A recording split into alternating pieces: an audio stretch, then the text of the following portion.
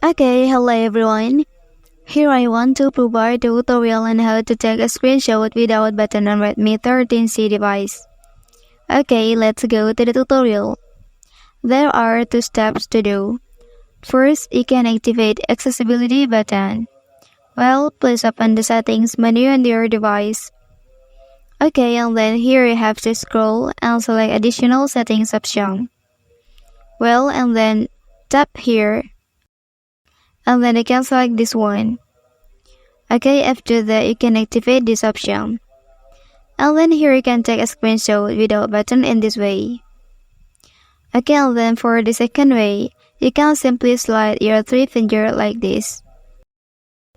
Okay, that's the tutorial on how to take a screenshot without button on Redmi 13c device. If you are helped by this video, don't forget to like and subscribe to get other information from this channel. Thank you.